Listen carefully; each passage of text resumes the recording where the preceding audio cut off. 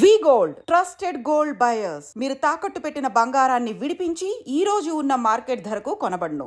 Speed thrills but kills అని ఎన్నిసార్లు చెప్పినా ఎవ్వరి నెత్తికి ఎక్కుతలేదనుకోవచ్చు. ఎందుకంటే అతి వేగం ప్రాణాలు తీస్తుంది అని ఎన్నిసార్లు చెప్పినా సరే వాళ్ళ తల్లిదండ్రులకు తెలిసే చేస్తుర్రా లేకపోతే తెలియక చేస్తుండ్రా అర్థం కాని సిచ్యువేషన్ కనిపిస్తోంది. ముగ్గురు మైనర్లు ఈరోజు అంటే పొద్దున ఈ వార్త బయటకు వచ్చింది. ఈ ఇన్సిడెంట్ జరిగింది ఎక్కడ అంటే హైదరాబాద్ బహదూర్పురా నుంచి ఆరంఘర్ చౌరస్తా వరకు కొత్తగా ఫ్లైఓవర్ వేసిండ్రు. అంటే ఇది జూ పార్క్ దగ్గరలో ఉన్నటువంటి ఫ్లైఓవర్.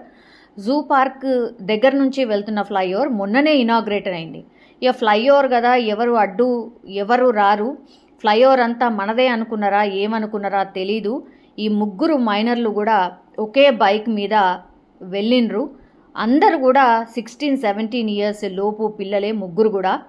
సో అత్యంత వేగంగా వెళ్తున్నటువంటి టైంలో బైక్ అదుపు తప్పింది.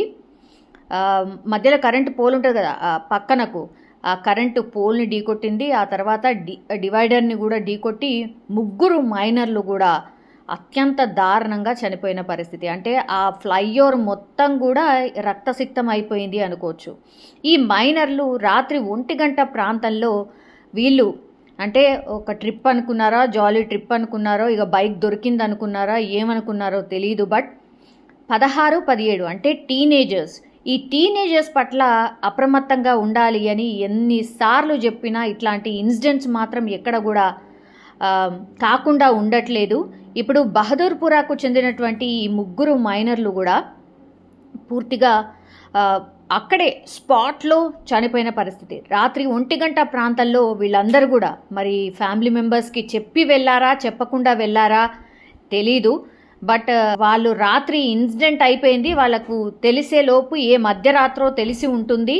ఆ తర్వాత హుటాహుటిన అక్కడికి చేరుకుని వచ్చి చూసేసరికి ఏముంటుంది, ముగ్గురు పిల్లలు కూడా వాళ్ళు పూర్తిగా ఆ ఫ్లైఓవర్ మీద చాలా ఫాస్ట్గా అంటే ర్యాష్ డ్రైవింగ్ అనుకోండి, ర్యాష్ డ్రైవింగ్ వల్లనే ఈ ముగ్గురు మైనర్లు కూడా ప్రాణాలు కోల్పోయిన పరిస్థితి.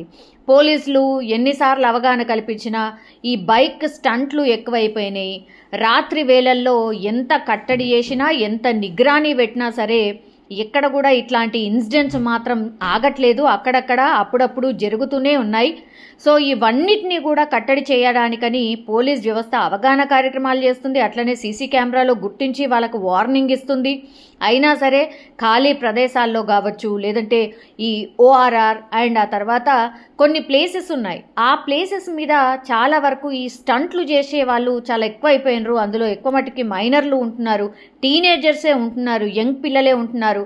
వీళ్ళు తల్లిదండ్రులకు చెప్పకుండానే ఇట్లాంటివన్నీ చేస్తున్నారు అని కొన్ని ఇన్సిడెంట్స్లో, లేదంటే చెప్పినా వినకుండా, ఎంత చెప్పినా బతిమిలాడినా ఏం చేసినా వినకుండా కొంతమంది చాలా మొండిగా చేస్తున్న వాళ్ళు ఇంకొంతమంది ఉన్నారు. వీళ్ళందరికీ కౌన్సిలింగ్ ఇచ్చినా, తల్లిదండ్రులను పిలిచి హెచ్చరించినా, వీళ్ళకు కూడా వార్నింగ్ ఇచ్చినా ఎక్కడ కూడా వీళ్ళు ఆగనటువంటి పరిస్థితి కనిపిస్తోంది. ఎందుకంటే దానికి బెస్ట్ ఎగ్జాంపులే ఈరోజు ఈ ఫ్లైఓవర్ మీద జరిగినటువంటి సంఘటన. ఎందుకంటే ఒక్క బైక్ మీద ఇద్దరే ట్రావెల్ చేయాలి, అట్లాంటిది ముగ్గురు. ఈ మధ్యకాలంలో చూడండి డే టైంలో కూడా ముగ్గురు నలుగురు కనిపిస్తున్నారు. అసలు మరి వాళ్ళని సీసీ కెమెరాలో గుర్తిస్తూ వాళ్ళకు వార్నింగ్ ఇస్తుండ్రా లేదా అసలు తెలియనటువంటి సిచ్యువేషన్ అయితే కనిపిస్తోంది. ట్రాఫిక్ రూల్స్ అయితే ఏడన్నా పాటిస్తున్నారా అని పెద్ద ఎత్తున ఒక క్వశ్చన్ మార్క్ అయితే కనిపిస్తుంది. ఎందుకంటే హెల్మెట్ కంపల్సరీ చేసిండ్రు, అసలు అది ఎక్కడన్నా ఇంప్లిమెంట్ అవుతుందా? అది వచ్చిన ఒక వారం రోజులు హడావిడి ఉంటుంది తప్పించి ఆ తర్వాత అందరు మర్చిపోతున్నారు. యథావిధిగా ఎట్లా పోవాలనో ఎట్లా రావాలనో అట్లనే చేస్తున్నారు. సో ఇవన్నీ సంఘటనలు కూడా ఎగ్జాంపుల్ ఏంటంటే ఈ ట్రాఫిక్కి సంబంధించి కావచ్చు, లేదంటే ఇట్లా స్పీడ్గా ఏదో చేసేయాలి, మాకేమవుతుందిలే, మేము చాలా కాన్ఫిడెంట్గా ఉన్నాంలే అని ఇట్లా మైనర్లు కూడా రోడ్డు మీదకి వచ్చి డ్రైవ్ చేస్తున్నారు, ఆర్ ర్యాష్ డ్రైవింగ్ చేస్తున్నారు, ఆర్ ఏమంటారు లాంగ్ డ్రైవ్కి పోతున్నారు రాత్రి పూటల్లో.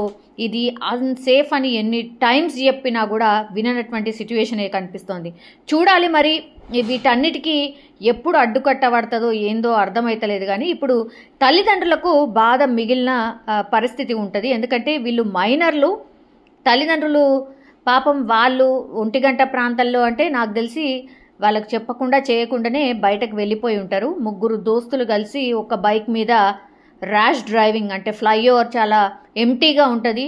జూ పార్క్కి దగ్గరలో ఉన్నటువంటి ఫ్లైఓవర్, అతిపెద్ద అంటే లాంగ్ ఫ్లైఓవర్ కూడా. సో జాలీగా ఒక ట్రిప్ వేసి వద్దాము అనుకొని ఉంటారు, కానీ కంట్రోల్ తప్పింది, అదుపు తప్పి కరెంటు పోల్ని ఢీకొట్టింది. ఆ తర్వాత డివైడ్ని ఢీకొట్టి ముగ్గురు మైనర్లు అక్కడికక్కడే చనిపోయిన పరిస్థితి అయితే కనిపించింది.